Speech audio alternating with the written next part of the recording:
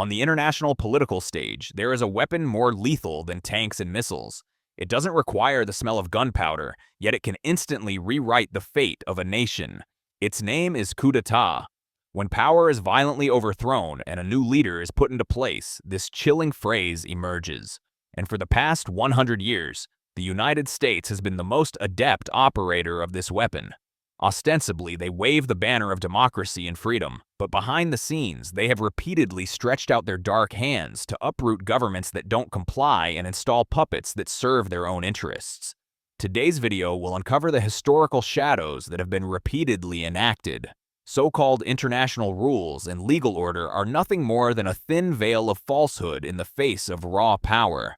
Ultimately, what truly decides everything is who has the power, controls the game. Let's start with 1893. This was the first time the United States initiated a coup in another country. The Queen of Hawaii, located 3,600 miles from the U.S., posed a threat to the American sugar industry. Years prior, American missionaries had arrived in Hawaii to spread Christianity. They bought large tracts of land and began growing sugar cane. The resulting sugar was all exported to the U.S. with little profit for the local people. To restrict these sugar merchants, the Queen drafted a new constitution. This alarmed the American sugar plantation owners. Within days, the U.S. dispatched several warships to Hawaii. With the help of some locals, the Queen was overthrown, and an American missionary was placed on the throne as the new president of Hawaii. This was America's first successful attempt to interfere and overthrow a foreign government. People often say that once a tiger tastes blood, it becomes a fierce predator. The situation with the U.S. was much the same. The time moves to 1895. Several colonies of the Spanish Empire were experiencing revolutionary movements, especially Cuba, Puerto Rico, and the Philippines. Meanwhile, the U.S. was rising as an emerging superpower. It was uneasy about the Spanish colonies right next door, as these islands held extremely high strategic value. The U.S. had been waiting for an opportunity. When a U.S. warship was destroyed near Puerto Rico, the opportunity arrived. The U.S. turned its attention to the Spanish Empire and became embroiled in the war between the Spanish Empire and the colonial people. The U.S. promised the people of Puerto Rico, Cuba, Guam, and the Philippines that if they drove out the Spanish Empire, these four nations would gain independence. With the support of the U.S. military, the local population successfully forced the Spanish Empire to withdraw. However, the U.S. installed its own puppet leaders in all four of these nations. Moving to 1909. The land in the Central American nation of Nicaragua was perfect for growing coffee beans. Many American companies invested there, growing coffee and exporting it worldwide. Nicaragua held an election, and a new president took office. He immediately tried to control these American companies because they were recklessly plundering Nicaragua's natural resources. The U.S. certainly wouldn't stand by. They began spreading rumors, claiming the president wanted to emulate the Panama Canal and dig a canal through Nicaragua as well.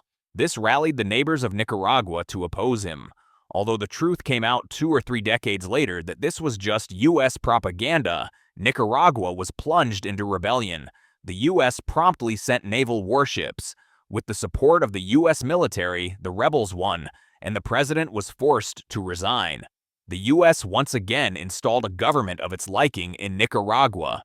Just 2 years later, in 1911, the U.S. orchestrated a coup in Honduras, a neighboring country of Nicaragua. The plot was exactly the same. The Honduran president attempted to control American companies operating in the country. These companies were mainly involved in the banana trade, and the man behind them was an American known as the Banana King. To protect his business, this man actually launched an attack with his private army. The U.S. government simply stood by. As the conflict intensified, the U.S. government pressured for a ceasefire. The Honduran president was forced to resign. The Banana King then installed a pliable president in Honduras. This president not only gave him more land for banana cultivation, but also granted his companies tax-exempt status. An American businessman had thus overthrown a sovereign government. By 1950, the U.S. had become one of the world's superpowers. The CIA, Central Intelligence Agency, turned the art of warmongering into a full-blown revolution. The focus of the US was no longer limited to neighboring countries, but was cast globally. At the time, the US had only one rival, the Soviet Union.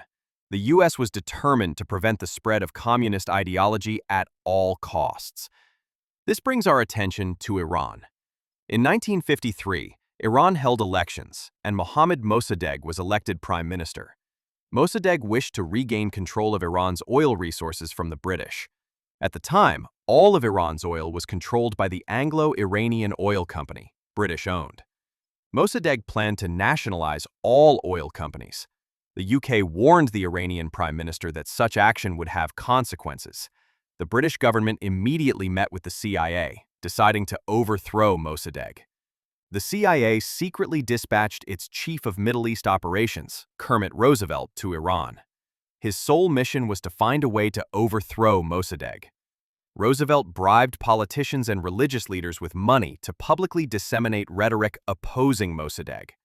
A false attack was orchestrated against a religious leader, and the blame was directed at Mossadegh. Violent protests erupted across the country. Shops were set on fire, and people threw stones at the police, who responded with gunfire, leaving hundreds dead. Subsequently, the situation in Tehran spiraled out of control. Mossadegh was forced to resign. After his arrest, he faced a staged trial and was placed under house arrest for life. To fill the void left by Mossadegh, the US and UK installed Mohammad Reza Pahlavi on the throne as the Shah of Iran, even bestowing upon him the titles King of Kings and Emperor of Persia. The US had successfully installed a Western and pro-American dictator in this powerful nation. Pahlavi began inviting American companies to drill for oil in Iran. However, during his reign, Iran became a police state. He began purging all dissenting politicians, military, religious, and student leaders. The tyranny escalated. Finally, in 1979, the Iranian populace took to the streets, and Pahlavi fled in chaos. This became a turning point for Iran and the Middle East, as the person who succeeded Pahlavi was Ayatollah Khomeini. This religious leader fundamentally changed the cultural and political landscape of Iran. The strong alliance between the US and Western powers was transformed into enmity. If one delves deeply into the 1979 Iranian Revolution, it becomes clear that its root cause was the 1953 US-backed coup d'etat that allowed Pahlavi to take power. The year after the Iranian coup, in 1954, the US repeated its actions in Guatemala, targeting the democratically elected president. This president's only crime was trying to impose restrictions on American companies operating within the country. These companies controlled all of Guatemala's power and railway networks. He also reclaimed land from the banana companies and distributed it to ordinary people so they could farm and support their families. As in Honduras, the U.S. banana industry had immense power in Guatemala, and the U.S. would not tolerate such a president. The U.S. President and Secretary of State ordered the CIA to overthrow the government. The CIA immediately sprang into action. They began providing weapons to retired Guatemalan soldiers and some civilians. They also set up a radio station near Florida, broadcasting false news to create the illusion that a full-scale rebellion and revolution were imminent in Guatemala. These Spanish-language broadcasts sounded like they were coming from a local Guatemalan station. Meanwhile, these former soldiers and private armies began attacking the government. Everyone believed a real revolution had begun, but only the Guatemalan president knew that the CIA was behind the scenes. Under immense pressure, the Guatemalan president finally resigned. The CIA installed its own puppet as the new president. Following this, Guatemala descended into a state of political assassination and unrest that has never fully subsided. Merely because of a few powerful American businessmen, a country was destroyed. 70 years have passed, and Guatemala is still enduring the bitter fruit of this coup. The time reaches 1960. The Congo had just gained independence from Belgian colonial rule, and a man named Patrice Lumumba was elected prime minister. The U.S. paid close attention to this situation because it was the height of the Cold War, and the Congo was a country extremely rich in natural resources, especially uranium, which could be used to make atomic bombs. How could a resource-rich country like this have an independent prime minister? The U.S. absolutely could not allow it. Thus, the U.S. once again dispatched the CIA to overthrow the Lumumba government. The CIA used money, influence, and propaganda to achieve its goal. In the process, many people died, and eventually, the Prime Minister was assassinated. In 1963, the U.S. shifted its focus to Southeast Asia, specifically Vietnam. The country became a focal point for the two global superpowers. At the time, Vietnam was divided into two parts: North Vietnam, the communist camp, and South Vietnam, which was pro-Western. The U.S. was determined to control South Vietnam, but the Southern president's grip on the country was weakening. So, the U.S. High Command decided it was time to stage a coup there. They chose a military general to execute the plan. Unfortunately, the president was assassinated during the coup. Although the CIA did not issue a direct kill order, the events that followed exceeded everyone's expectations. This coup led the U.S. into a 10-year war in Vietnam, ultimately suffering a devastating and humiliating defeat. This was the first time the negative consequences of a coup directly impacted the U.S. itself. Also in 1964, the U.S. orchestrated a coup in Brazil, overthrowing the local government and installing a president they endorsed. By 1989, the U.S. had a keen interest in Panama. It holds a strategically vital choke point, the Panama Canal, through which 6% of the world's shipping passes. The current Panamanian dictator had maintained good relations with the U.S., but the U.S. gradually lost confidence in him. At this time, an incident occurred. Panamanian soldiers mistakenly killed a U.S. soldier. The U.S. needed such an opportunity. The U.S. immediately deployed 27,000 troops to invade Panama, defeated the Panamanian military, arrested the president, and sentenced him to 40 years in prison. The U.S. had once again successfully overthrown a nation's government. It was still 1989. The Soviet Union and Afghanistan were locked in conflict. The Soviet Union supported the Afghan president, Mohammad Najibullah, while the U.S. supported the Afghan Mujahideen groups. The U.S. was desperately trying to force the Soviets out of Afghanistan. To this end, it provided billions of dollars in aid to Pakistan, a neighbor of Afghanistan. Pakistan used this money to support the Afghan Mujahideen, who eventually drove the Soviets out. But these people later evolved into the Taliban and Al-Qaeda. Just 12 years later, in 2001, the U.S. declared war on the Taliban, throwing Afghanistan into turmoil. In 2003, the U.S. focus shifted to Iraq. They were determined to overthrow Iraqi President Saddam Hussein. Using the search for chemical weapons as a pretext, the U.S. invaded Iraq.